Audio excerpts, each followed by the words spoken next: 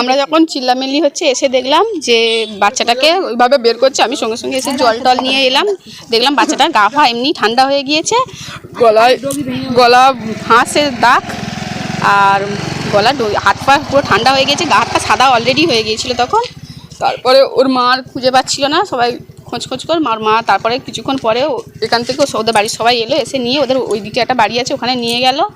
আর কিছুক্ষণ পরে পুলিশের সাথে ওর মা এলো, এসে তারপরে বাচ্চাটাকে নিয়েও পুলিশ চলে গেল।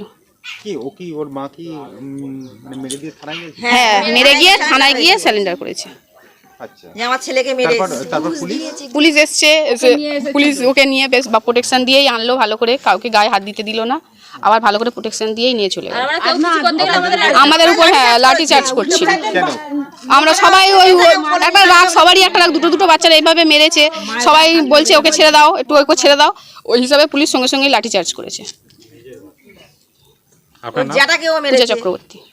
আর ওনার ঠাকমা এসেছিল, ঠাকমা অন্য জায়গায় ঘর করতে, বাড়ি ছিল না। আর ওনার দাদু সব ওপর কালা উপরে থাকে। আর ঠাকমা বলছে আমার গোপাল কোথায় রে, ওর মা তাও কেন ছিল না, চলে গেছে তখন। আর টানতে গোপাল তো নেই বাড়িতে, গোপাল কোথায় জানি না।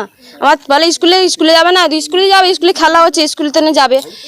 বলে গোপাল কোথায় দেখে, ওর জাটা এসে তখন বলে, জাটা বলছে গোপাল কোথায় দেখতো, খুঁজে দেখতো, ঘর খুলে দেখে, বলে গোপাল ঘরে তেনে শুয়ে রয়েছে। বলো ও মা, গোপাল ঘরে শুয়ে রয়েছে। ওর মা এসে দেখে যে গোপাল যে ঘরে শুয়ে হাত পা ঠান্ডা হয়েছে। আমাদের ডাকে তখন আমরা এসে দেখি গোপালের গলায় কম্বল মুড়ি দেওয়া ছিল, কম্বলটা খুলে দেখি গলায় দড়ি ফাঁস দেওয়া রয়েছে, ফাঁস দিয়ে ইয়ে করা রয়েছে।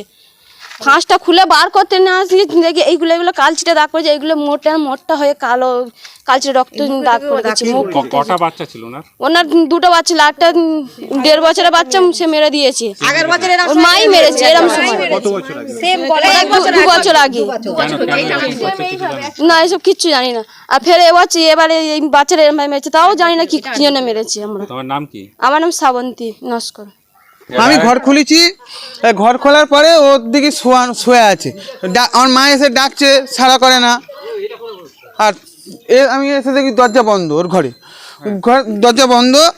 তারপর আমি এসে অচেতন মাসি ছিল, ছেলের পরে ওই ঘর খুলেছে, আমার মা ডেকেছে বলে, মা ডেকেছে বলে ও সাড়া করে না, নেই।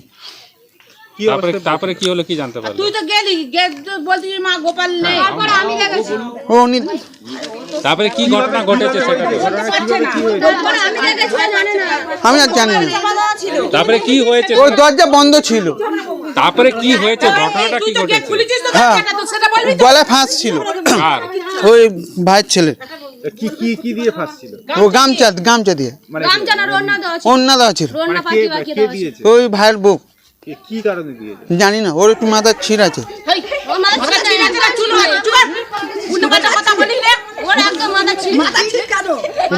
তোমার নাম কি? আমার নাম তাপস মন্ডল। কে হও? ও ওনার জ্যাঠা।